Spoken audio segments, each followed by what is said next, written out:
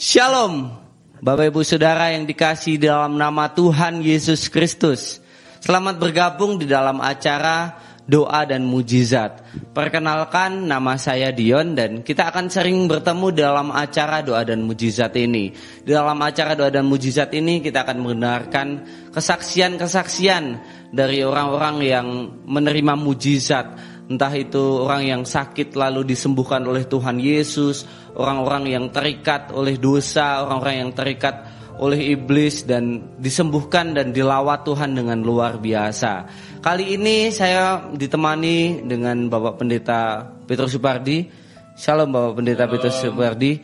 Ini adalah Bapak Pendeta yang banyak mendoakan orang-orang yang terikat oleh iblis dan ikatan setan. Dan Bapak Pendeta Petrus Supardi ini dikenal sebagai Bapak Pendeta pengusir setan, ya Bapak Pendeta. Dan kali ini kita akan mendengarkan kesaksian dari Bapak Pendeta Petrus Supardi ini, asalnya dari mana dan apa yang terjadi sama Bapak Pendeta Petrus Supardi ini yang dulunya dipersiapkan untuk menjadi seorang dukun, ditangkap Tuhan dan menjadi Bapak Pendeta. Bagaimana kesaksiannya Bapak Pendeta? Ya, saya akan menceritakan tentang panggilan Tuhan buat saya. Karena saya dilahirkan dari keluarga paranormal. Ya, saya tidak pernah bermimpi mau jadi hamba Tuhan. Karena dari usia dini saya sudah dipersiapkan oleh orang tua. Ketika itu saya sekitar usia 5 atau 6 tahun waktu itu. Jadi bapak saya bilang jam 12 malam itu saya mau diajak ke sungai gitu. Saya bilang, kenapa? Karena ternyata bapak saya mengajak saya itu untuk dipermandikan di sungai di Pancuran. Itu setiap jam 12 malam saya dibawa ketika ibu saya tidur, kakak saya tidur, adik-adik saya tidur. Itu saya dibangunkan oleh bapak saya diajak ke sungai, saya dimandikan di sana. Dan itu terus dilakukan sampai sekian bulan, ya 2-3 bulan, itu tiba-tiba mata saya terbuka. Saya bisa melihat semua roh-roh yang ada di sekitar saya. Ya, saya bisa melihat banaspati, saya bisa melihat genderuwo, saya melihat ada setan laki-laki, ada setan-setan perempuan. Saya bisa melihat dengan mata telanjang saya. Bahkan saya bisa bermain dengan sekian banyak setan. Dan yang saya bingung, itu saya sering dipermainkan, dipukul, ya, dihajar sana sini. Dan saya tidak bisa melawan. Itu karena saya hanya sekedar bisa melihat, tapi saya tidak bisa punya kemampuan untuk saya bisa melawan mereka. Tapi terus oleh bapak saya dilatih, ya saya masih terus dipermandikan, ada sekitar mungkin 1 tahunan, itu saya terus dibawa oleh bapak saya. Akhirnya saya dilengkapi dengan ilmu kesaktian, ya mantra-mantra segala macam, ya tidak mempan senjata, bahkan ada supaya saya bisa menghilang, macam-macam ilmu yang saya terima dari orang tua. Bahkan saya sendiri terima satu ilmu dari orang lain untuk melengkapi badan saya. Itu saya waktu itu sekitar umur 7 tahun, ya 7 tahun, 8 tahun, itu saya sudah menyerap banyak ilmu di dalam badan saya. Itu. Dan umur 10 tahun itu saya menjadi manusia lain. Di badan saya ini sudah terima banyak kesaktian. Saya tidak mempan bentuk senjata apapun juga. Dan waktu umur 10 tahun ini Pak Petrus ini ketemu dengan Bapak Pendeta Charles Da Costa. Dan dari situlah katanya Pak Petrus menerima Tuhan Yesus dan dilepaskan. Bagaimana ceritanya bisa sampai ketemu dengan Bapak Pendeta? Ya, itu Charles? Semua dalam rencana Tuhan, ya. Tuhan yang telah pertemukan saya dengan seorang hamba Tuhan yang bernama Bapak Pendeta Da Costa, yang beliau dipakai Tuhan untuk bisa melepaskan semua ilmu-ilmu saya, jimat-jimat saya, dan akhirnya bisa membawa saya dalam kelahiran kembali. Saya dilahirkan bukan lagi dalam dunia kegelapan, dengan roh-roh jahat yang selama ini saya berkumpul dengan setan-setan. Setelah ilmu saya dilepaskan, saya mengalami satu kelepasan. Saya kembali menjadi anak yang normal, yang tidak bisa melihat lagi roh-roh itu, roh-roh jahat, ya setan yang segala macam bentuk setan itu. Saya tidak bisa melihat karena ilmu saya itu sudah terlepas dari badan saya. Nah, kemudian setelah saya lepas itu semua, ternyata Tuhan punya rencana buat saya yang luar biasa. Tuhan banyak memberikan saya petunjuk hal-hal yang luar biasa yang saya terima daripada Tuhan. Ya, saya pernah dalam suatu malam itu saya sedang berdoa. Kalau nggak salah itu saya doa itu saya di gereja. Itu saya melihat tiba-tiba yang dimana saya tinggal di gereja itu tidak terlihat lagi. Saya ada di salah satu tempat gitu loh, seperti hutan gitu. Ada pohon besar-besar sekali. Jadi pohon ini tempatnya ini bergunung-gunung, ada pohon-pohon gede-gede di situ. Dan saya melihat ada angin bertiup kencang sekali. Tapi aneh, ini pohon itu tidak tergoyahkan. Pohon ini nggak sampai tumbang gitu loh. Ketika saya melihat kejadian ini, tiba-tiba roh Tuhan itu berkuasa atas hidup saya. Saya punya tenaga yang sangat luar biasa. Saya perintahkan pohon itu. Saya bilang gini, hei pohon, turun kamu gitu. Tiba-tiba ini pohon gede-gede ini mentelung. Itu sampai di kaki saya. Saya bingung, kenapa ini pohon nurut dengan saya gitu loh. Setelah pohon ini nurut dengan saya, turun gini, saya bilang, sekarang naiklah. Pohon itu juga naik. Saya bilang, ini luar biasa. Kenapa pohon-pohon nurut sama saya? Itu awal mula saya mulai mengalami sesuatu yang luar biasa daripada Tuhan. Gitu. Jadi petunjuk-petunjuk, mimpi-mimpi ini Tuhan nyatakan buat saya hal-hal yang saya tidak paham. Ternyata saya dipersiapkan oleh Tuhan, itu saya supaya melihat tanda-tanda. Ada hal-hal yang akan terjadi, akan saya alami di kemudian hari. Sampai pohon-pohon yang besar ini bisa tunduk, ya, menuruti perintah saya. Ternyata betul. Terus Tuhan persiapkan saya sering ikut pelayanan sama Bapak Pendeta Charles ini, dan saya melihat hal-hal yang beliau telah lakukan. Karena Bapak Pendeta Charles ini seorang hamba Tuhan yang dipakai Tuhan dalam karunia kesembuhan.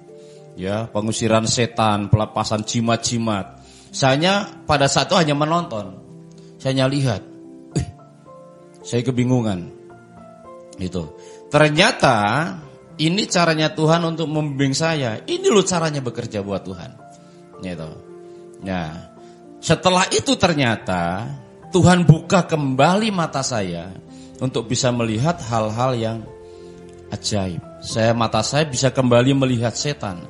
Saya kaget ketika itu saya tidur di gereja, lampu mati itu malam itu. Tiba-tiba ada makhluk yang mendatangi saya lagi tidur di bangku, maksudnya gede banget. Saya lihat, ini saya kenal ini dengan makhluk ini, saya pegang-pegang tangannya. Saya tanya, kamu gendruwo ya? Dia manggut-manggut. Saya bilang, kok mata saya bisa lihat kembali ini setan? Gitu. Ternyata setelah saya ceritakan ke Bapak Pendeta Charles ketawa. Nah, dari situlah terus Tuhan bimbing saya untuk menerima petunjuk-petunjuk. Suatu ketika saya sedang berdoa, saya mengalami hal yang sangat luar biasa, hal yang sangat ajaib. Itu yang saya terima dari Tuhan, yaitu diawali saya waktu itu sedang berdoa di salah satu ruangan. Itu saya melihat ini ruangan ini gak ada tembok-temboknya, genteng-gentengnya gak ada. Saya bilang, kenapa Tuhan? Ini kok gak ada? Ternyata saya lihat ada malaikat datang. Dia bilang, ayo ikut aku. Saya dibawa terbang. Wih, itu tinggi banget, luar biasa. Jadi ternyata malaikat ini membawa saya terbang di atas bukit emas. Itu ditunjukkan, ini lo bukit emas.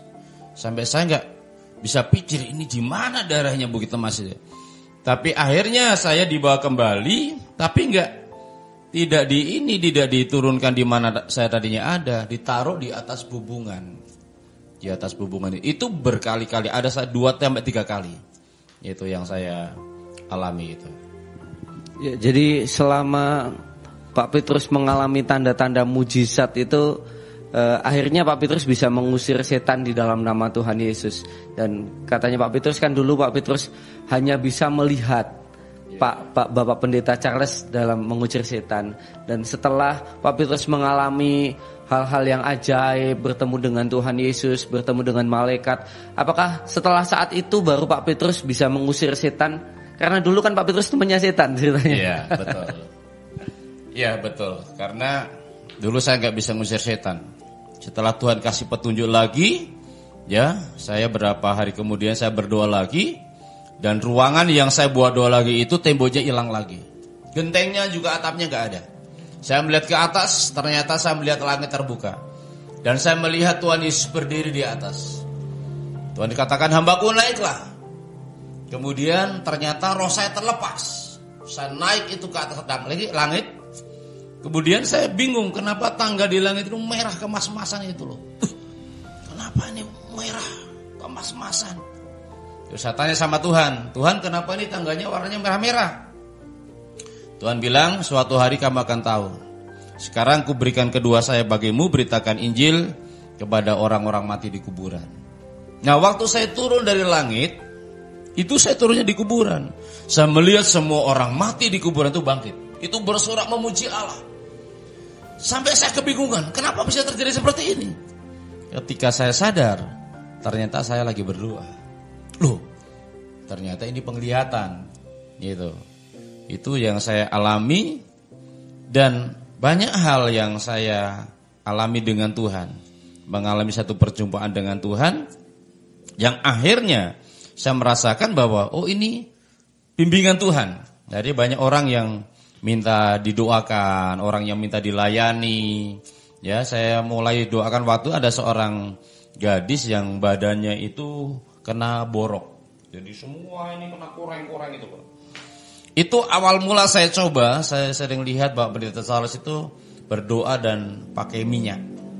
Saya bilang ada minyak, saya bilang itu pakai minyak goreng waktu itu. Ya, jadi apa saja yang saya dapatkan itu saya kerjakan. Kemudian ambil minyak, kemudian pakai lepek, kasih minyak, saya doakan minyak itu, saya doakan anak ini, oleskan ini minyak. Ternyata ini semua koreng di badan setelah didoakan, diolesi minyak, besoknya saya terima kabar, seluruh korengnya itu ngelotok. Bersih. Sampai saya bilang, wih ini luar biasa, bisa lepas semua ini koreng-korengnya. Nah itu awal mula saya bisa melihat tanda-tanda bahwa Tuhan pakai saya dalam karunia kesembuhan. Ya, sebelum kita lanjut ke kesaksian-kesaksian yang dari Pak Petrus yang pernah mendoakan banyak orang, kita mau mendengar dulu dari cerita yang saya dengar bahwa Pak Petrus ini juga pernah sakit selama 7 tahun. Itu apa yang Pak Petrus alami selama sakit selama 7 tahun dan bagaimana ceritanya bisa sampai sakit selama 7 tahun? Sakit apa ini selama 7 tahun ini? Iya. Waktu itu saya ketemu dengan seorang pemudi ya. Jadi seorang pemudi ini membutuhkan bantuan doa saya karena dia sudah lulus SMA waktu itu, tidak meneruskan sekolah tapi dia mau cari kerja. Dia bilang ke saya, Pak Petrus tolong doakan saya. Kalau saya nanti dapat kerjaan gaji pertamanya mau tak buat syukuran. Gitu. Akhirnya saya berdoa. Saya doakan si pemudi ini, seorang gadis ini. Ternyata 1 minggu kemudian dia diterima kerja. Itu. Kemudian dia kerja di salah satu toko ya waktu itu. Dia bekerja di sana. Nah, gaji yang pertama itu dia buat adakan ibadah syukuran. Nah, di syukuran itu saya bicara mengenai tentara Indonesia yang telah dikirim ke tim-tim yang dibentuk digembleng di sana. Itu. Jadi saya bicara iman. Bahwa iman Kristen juga seperti itu.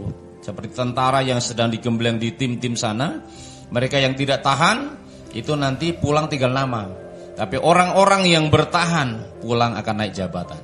Ya, demikian juga orang-orang yang beriman. Ketika dalam ujian pencobaan dibentuk oleh Tuhan, diizinkan mengalami satu cobaan itu yang begitu berat, kalau kita bisa melewati, kita akan menjadi anak-anak Tuhan yang militan, anak-anak Tuhan yang luar biasa. Nah, itu selesai ibadah saya pulang ke pastori di mana saya tinggal. Tiba-tiba saya masuk, saya buka pintu depan. Bahkan pintu depan belum sempat saya kunci, langsung saya ke kamar, saya buka pintu kamar. Masuk di kamar itu saya kaget.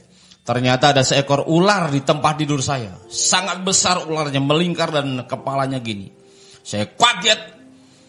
Tangan saya bilang dalam nama Yesus. Tiba-tiba tangan saya kejang dua-duanya. Alkitab di tangan saya juga jatuh. Dan ular yang ada di tempat tidur ini berubah jadi manusia. Seorang perempuan yang bertaring. Itu tiba-tiba dia turun dari tempat tidur, dia remas saya punya perut. Saya masih dengar sekali, masih ingat suaranya itu. Suaranya itu hanya saya dengar itu. Dia remas perut saya. Langsung saya terjatuh di lantai, itu jam 11 malam. Dan jam 4 pagi teman saya namanya Pak Musa. Itu dia panggil-panggil saya untuk ajak saya doa pagi ke gereja. Ternyata dia buka pintunya nggak dikunci, langsung dia masuk. Saya di lantai sepanjang malam. Dan itu jam 11 kejadiannya, Pak Musa masuk rumah yang dimana pastori saya tinggal itu jam 4 pagi. Jadi dia panggil becak, saya dibawa ke dokter. Dokter bilang bahwa seluruh usus saya sudah infeksi. Jadi hal yang tidak mungkin tanpa sebab. Tahu-tahu seluruh usus saya itu sudah infeksi. Nah, waktu itu saya di Cirebon, kemudian oleh Pak Salas saya diantar pulang ke rumah orang tua kandung karena dokter di Cirebon mengatakan ini tidak ada obatnya. Akhirnya saya sampai di rumah saya di Temanggung. Ya, di sini juga diperiksa ke dokter oleh kakak saya. Dokter mengatakan hal yang sama, bahwa seluruh ususnya sudah infeksi. Berarti dari dokter sendiri sebenarnya bahwa Pak Petrus itu sudah tidak ada pengharapan untuk hidup ya? Bisa dikatakan seperti itu ya Pak Petrus? Menurut dokter tidak ada obatnya. Karena sudah akhirnya saya dibawa ke beberapa rumah sakit yang memeriksa saya ya dari pihak petugasnya. Ini untuk di Indonesia itu tidak ada obatnya. Satu-satunya jalan harus dibawa ke Singapura. Di sana itu katanya usus saya dipotong. Ya, nanti akan digantikan dengan usus apa saya tidak tahu. Nah, akhirnya saya terbaring selama 7 tahun. Apa saja ini yang Pak Petrus alami selama 7 tahun ini? Apakah perjumpaan dengan Tuhan atau bagaimana sehingga sampai akhirnya Pak Petrus bisa sembuh? Selama saya terbaring di rumah ya selama 7 tahun, itu saya melihat setan yang saya lihat di Cirebon itu datang, bahkan membawa ribuan setan. Ribuan ular itu bergunung-gunung. Itu terus mengganggu hidup saya. Tapi ketika saya kata sama Tuhan, Tuhan saya nggak sanggup dengan semuanya itu. Tiba-tiba Tuhan menempatkan diri buat saya. Karena saya bilang gini, Tuhan, saya sudah nggak sanggup, saya ingin mati saja. Tapi Tuhan katakan, hambaku, kamu tidak akan mati. Karena kamu harus melewati beberapa hal. Setelah itu masih banyak pekerjaan yang harus kamu kerjakan. Dan selama saya 7 tahun itu terbaring, itu Tuhan Yesus menampakkan diri atau menjumpai saya itu sampai berapa kali. Sampai akhirnya setelah 7 tahun itu, saya sembuh itu dengan mujizat. Tanpa obat apapun juga, tiba-tiba saya pegang perut saya, itu sudah gak sakit lagi. Padahal tadinya saya gak bisa miring. Kalau miring ini, usus ini sudah seperti mau keluar gitu loh. Ya, miring sini gak bisa karena ususnya sudah ikut terlepas gitu loh. Jadi dokter bilang gini, coba kalau gak percaya kalau usus bapak ini sudah begitu parah, bapak minum madu sama telur. Nanti keluarnya seperti apa. Jadi ketika orang tua saya membuatkan itu madu sama telur diublek, saya minum, ternyata besok keluarnya masih utuh. Jadi usus saya sudah gak bisa proses lagi. Nah ternyata selama saya 7 tahun ini mengalami hal seperti itu, saya sedang digembleng oleh Tuhan. Karena sebelum saya sakit itu, saya menjadi seorang hamba Tuhan yang penuh dengan kesombongan. Karena saya disertai dengan tanda-tanda, dengan mujizat-mujizat, saya merasakan bahwa itu milik saya, bukan dari Tuhan. Akhirnya saya jatuh dalam kesombongan dan Tuhan sadarkan saya, pukul saya, Tuhan bentuk saya supaya saya mengerti arti kerendahan hati. Akhirnya setelah saya disembuhkan Tuhan, seperti tadinya Tuhan katakan, beritakan Injil kepada orang-orang mati di kuburan. Itu ternyata setelah saya dipulihkan Tuhan, saya dipakai kembali oleh Tuhan, dan banyak orang-orang mati, ya, yang tadinya sudah mati harapannya, sudah nggak punya masa depan lagi. Saya doakan, ada seorang ibu namanya Bu Sri, itu sudah lumpuh selama 4,5 tahun, sudah sekian banyak dukun yang mengobatinya, rumah sakit gak sembuh karena badannya sudah melingkar seperti terenggiling. Ketika saya doakan, saya tumpang tangan, ternyata itu badannya bisa lurus, bisa digerakkan dan sembuh total sampai hari ini. Ya. Dan saya juga kenal dengan Bu Sri, sering ketemu dengan Bu Sri. Nanti mungkin setelah acara ini kita akan wawancara juga dengan Bu Sri, biar Bu Sri bisa kesaksian dan teman-teman dan penonton-penonton Bapak Ibu semuanya bisa mendengar kesaksian dari Bu Sri. Dan sebelum kita akan menutup acara ini, kalau selama saya ikut pelayanannya Pak Petrus, tentu saja ada banyak sekali kesaksian, ada banyak sekali mujizat yang dialami Pak Petrus dan orang-orang yang didoakan oleh Pak Petrus menerima mujizat dari Tuhan. Tapi dalam kesempatan ini saya ingin mendengar 2 kesaksian saja, tidak perlu banyak-banyak kesaksian yang besar tentang pengusiran setan atau orang-orang yang terikat oleh kuasa kegelapan yang akhirnya dilepaskan setelah bertemu dengan Pak Petrus. Ya, yang pertama saya ketemu dengan seorang pemuda yang namanya Arif. Waktu itu pemuda ini umurnya baru 16 tahun. Dia terikat oleh kuasa kegelapan karena dia waktu itu kerja di salah satu pasar malam. Kemudian dia kencing di bawah pohon karet. Ya, ternyata ada satu penghuni pohon karet itu nggak terima. Ada 3 makhluk masuk ke badannya. Akhirnya dia jadi gila, dirasuki setan. Kemudian oleh orang tuanya dibawa ke RSC. Ya. Sampai berapa kali dibawa ke RSC itu nggak sembuh, ngamuk di sana. Jadi dibawa pulang, akhirnya dibawa ke orang pintar, ke paranormal, kemana-mana. Ternyata juga setan itu tidak mau keluar. Sudah mentok, sudah dibawa kemana-mana. Ada orang beritahu, bawa ke Pak Petrus saja. Itu akhirnya dibawa ke saya. Bapaknya bilang, Pak, kalau sampai anak saya sembuh, kami disuruh apa saja mau. Saya melihat ternyata betul ada 3 makhluk di badannya. Kemudian saya adakan pengusiran buat anak ini. Ternyata setan itu mau keluar di badannya. Dan dia sekarang sembuh, sempurna, normal. Bahkan sekarang dia beribadah di gereja kami. Iya, bahkan sekarang saya sendiri juga adalah temannya Arif, dan dalam bulan depan ini Arif mau menikah ya. Ya, jadi sudah benar-benar dilepaskan, sudah nggak terikat lagi oleh kuasa iblis dan sampai sekarang sudah mau menikah. Ada lagi kesaksian lagi Pak Petrus yang tentang ya setan-setan begitu itu saya. Ya, saya juga pernah mengadakan pengusiran setan di salah satu rumah, ya, di Parakan, yang di rumah ini ada 2 makhluk besar-besar. Sekian hamba Tuhan juga pernah berjuang untuk mendoakan. Jadi ternyata setan itu tidak mau keluar dari rumah itu. Nah, ternyata saya hamba Tuhan terakhir yang dipanggil untuk mengusir setan di rumah itu, yang sudah memakan banyak korban. Karena ketika rumah itu dibangun, itu berapa tukang yang jatuh dan meninggal. Dan hamba Tuhan di situ ternyata memang bukan talentanya. Ketika diceritakan, hamba Tuhannya bilang ini bukan tugas saya, memang talenta saya bukan di situ. Ya, mungkin bisa ada hamba Tuhan lain. Akhirnya orang itu sampai panggil paranormal. Dan ternyata paranormal sendiri ketika datang ke rumah ini ketakutan, malah melarikan diri. Dan saya lewat teman saya diundang ke sana. Saya melihat ada 2 makhluk besar-besar. Dan saya adakan 2 pengusiran karena rumah ini lantai 3. Ya, saya urapi, saya adakan 2 pengusiran. Dan ternyata setan 2 makhluk besar-besar yang ada di rumah itu, dia mau tinggalkan rumah itu. Dan itu setelah tak adakan 2 pengusiran, jam 8 malam rumah itu seperti ada sesuatu yang terjadi. Jadi bunyi di lantai 2 itu suara duar itu sampai yang penghuni rumah itu lari semuanya.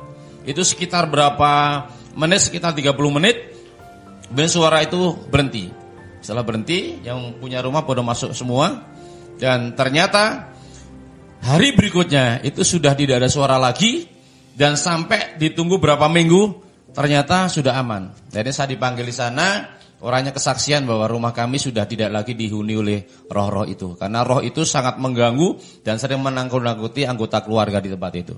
Demikian.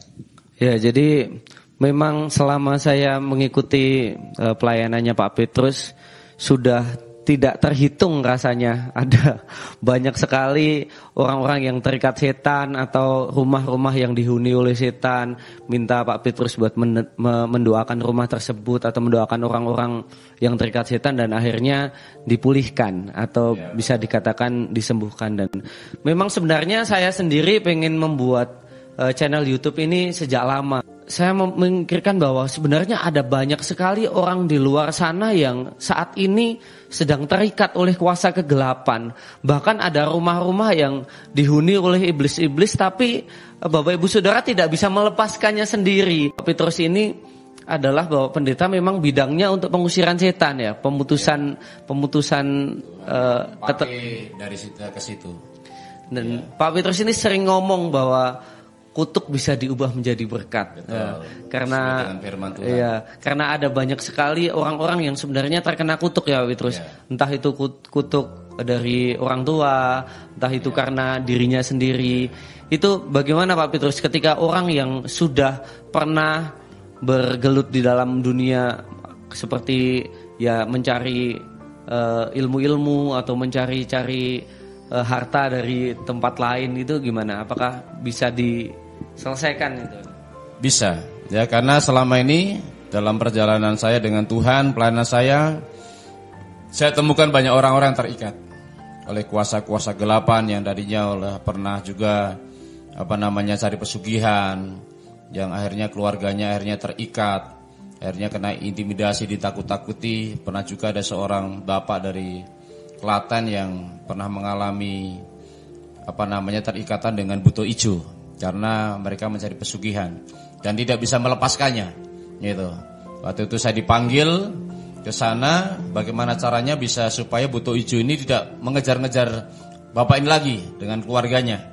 Akhirnya kami adakan doa pelepasan di sana. Di rumahnya saya doakan, saya urapi, saya adakan pengusiran dan saya adakan pemutusan kutuk. Jadi semua perjanjian dengan setan saya hentikan, saya putuskan. Kemudian kutuk kami ubah menjadi berkat. Sampai keluarga ini mengalami kelepasan. Dan hidupnya bisa tenang kembali dan tidak lagi dikejar-kejar oleh buto ijo yang selama ini itu telah memperbudak keluarga ini. Dan keluarga ini begitu mengalami kelegaan. Dua pemuda juga yang pernah terikat dengan kuasa kegelapan. Ya, dia punya ilmu telepati yang juga pernah berguru sama salah satu penguasa ya di Pantai Selatan yang dia tidak bisa melepaskannya. Dia melakukan banyak dosa di mana-mana. Dan dia datang ke sini, dia pengen menerima kelepasan. Datang pada saya dan saya doakan, ternyata dua pemuda ini ditolong oleh Tuhan. Tidak lagi terikat dengan roh-roh jahat, dengan kuasa-kuasa iblis yang tadi sudah terjatuh dengan berbagai-bagai dosa. Akhirnya mereka bertobat dan dipulihkan oleh Tuhan. Ya. Begitu Bapak Ibu Saudara. Dan untuk Bapak Ibu Saudara yang saat ini masih mengalami keterikatan dengan setan-setan atau bingung cara melepaskannya bagaimana, ini bisa langsung menghubungi Pak Petrus. Kalau mau langsung datang datang ke Temanggung. Jadi Pak Petrus ini tinggalnya di Temanggung, Jawa Tengah ya Pak Petrus. Ya, tapi kalau mau menghubungi lewat telepon, nanti saya akan cantumkan nomor teleponnya di bawah ini. Nanti Bapak Ibu Saudara bisa langsung menghubungi Pak Petrus saja kalau mau minta untuk yang terikat supaya dilepaskan, yang rumahnya ada setannya supaya diusir setannya. Karena kita nggak nyaman pasti kalau terikat sama iblis ya, kuasa kegelapan ya Pak Petrus. Dan setelah kita mendengarkan kesaksian yang tadi telah disampaikan oleh Bapak Pendeta Petrus, nanti akan diakhiri juga dengan doa. Tapi sebelumnya saya akan mengingatkan ke Bapak Ibu Saudara bahwa di dalam channel YouTube ini, setelah sesi pertama ini, sesi kedua dan seterusnya, kita akan mendengar kesaksian-kesaksian dari orang-orang yang menerima mujizat setelah didoakan sama Pak Petrus. Dan orang-orang itu nanti kita akan datangkan di tempat ini, ataupun saya yang akan datang ke orang-orangnya tersebut dan akan bersaksi supaya menguatkan hati kita, supaya menguatkan kita semuanya bahwa mujizat dan kuasa Tuhan itu masih tetap ada sampai saat ini. Begitu ya Pak Petrus. Dan terima kasih sudah menonton channel YouTube ini, dan setelah ini Bapak Petrus akan berdoa buat orang-orang yang sampai saat ini masih mungkin dalam keadaan sakit atau masih terikat di dalam dosa-dosa atau terikat oleh ikatan iblis. Nanti kita akan akhiri dalam doa. Terima kasih buat waktunya teman-teman, Bapak Ibu Saudara. Kita akan berjumpa lagi dalam lain kesempatan. Bapa, dalam nama Tuhan Yesus, pada saat ini hamba berdoa ya Tuhan, buat anak-anak-Mu atau orang-orang di luar sana yang masih mengalami banyak ikatan, dosa-dosa, ikatan-ikatan iblis, roh-roh jahat, kuasa-kuasa kenajisan, di dalam nama Tuhan Yesus, yang terikat dengan narkoba, di dalam nama Tuhan Yesus, semua ikatan-ikatan itu hamba lepaskan. Dan sekarang anak-anak-Mu yang mengalami sakit penyakit yang tidak kunjung-kunjung sembuh, hamba berdoa, kuasa mujizat Tuhan masih berlaku sampai hari ini, agar mereka terima kelepasan, terima kesembuhan. Sebab Engkau Tuhan penyembuh kami, Engkau dokter di atas segala dokter, yang menyembuhkan banyak orang yang sakit. Mereka yang percaya kepada Tuhan, mereka akan mengalami pemulihan. Rumah-rumah yang masih terikat dengan kuasa-kuasa kegelapan, di dalam nama Yesus, saat ini ya Bapa, Engkau Tuhan Yesus menolong mereka. Biarlah kuasa Tuhan akan terus nyatakan di tengah-tengah dunia ini, sehingga banyak jiwa yang mengalami kelepasan dan panggilan-panggilan surgawi diterima oleh mereka, menjadi kekuatan dalam hidup mereka, bahwa Engkau Tuhan yang mengasihi mereka. Hamba-Mu menyerahkan seluruh umat Tuhan untuk diselamatkan di dalam nama Tuhan Yesus Kristus. Kami berdoa ucap syukur. Haleluya. Amin.